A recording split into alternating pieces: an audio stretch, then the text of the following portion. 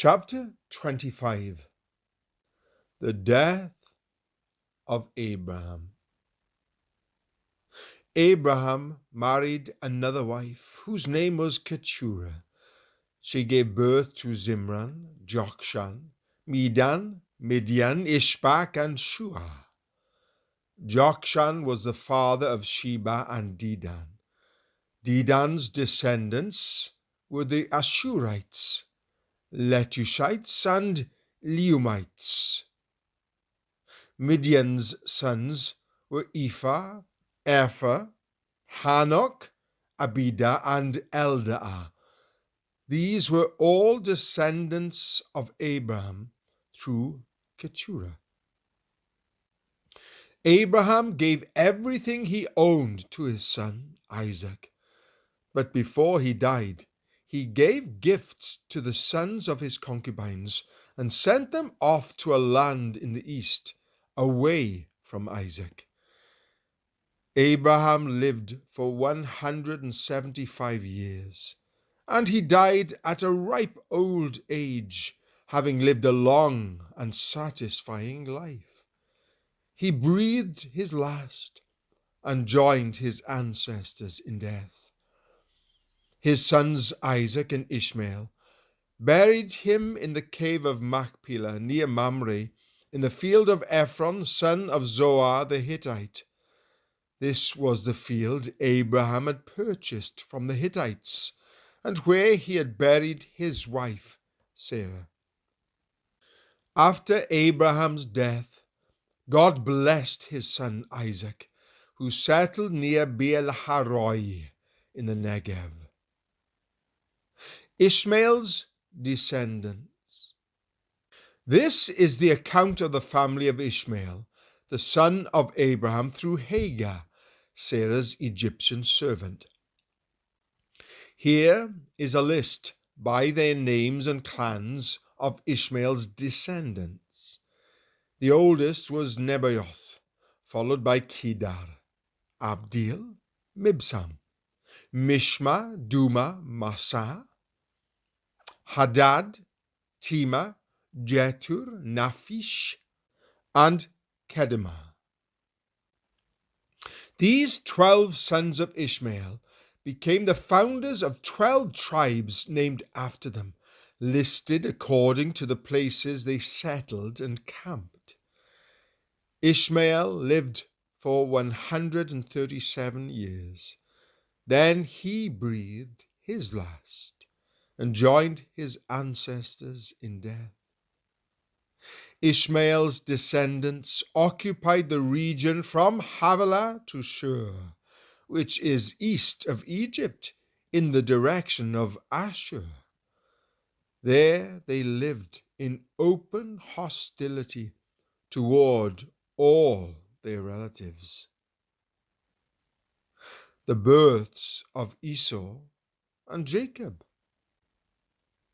This is the account of the family of Isaac, the son of Abraham. When Isaac was 40 years old, he married Rebekah, the daughter of Bethuel the Aramean from Paddan Aram, and the sister of Laban the Aramean. Isaac pleaded with the Lord on behalf of his wife, because she was unable to have children. The Lord answered Isaac's prayer, and Rebekah became pregnant with twins. But the two children struggled with each other in her womb. So she went to ask the Lord about it. "Why is this happening to me?" she asked. And the Lord told her, "The sons in your womb will become two nations. From the very beginning, the two nations will be rivals.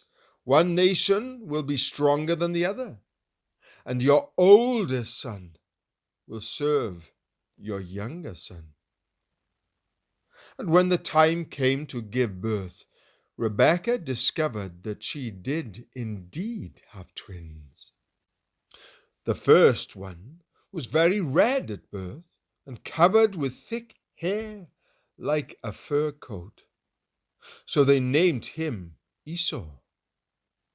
Then the other twin was born, with his hand grasping Esau's heel.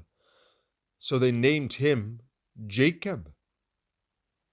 Isaac was 60 years old when the twins were born. Esau sells his birthright. As the boys grew up, Esau became a skillful hunter.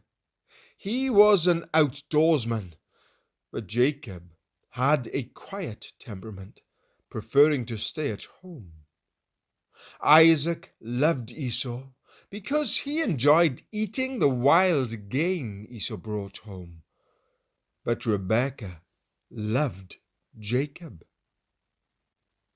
One day, when Jacob was cooking some stew, Esau arrived home from the wilderness, exhausted and hungry. Esau said to Jacob, "I'm starved. Give me some of that red stew." This is how Esau got his other name, Edom, which means red. "All right," Jacob replied, "but trade me your rights as the firstborn son." "Look, I'm dying of starvation," said Esau. "What good is my birthright to me now?"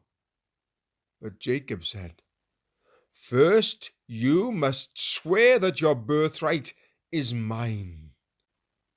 So Esau swore an oath, thereby selling all his rights as the firstborn to his brother Jacob. Then Jacob gave Esau some bread and lentil stew.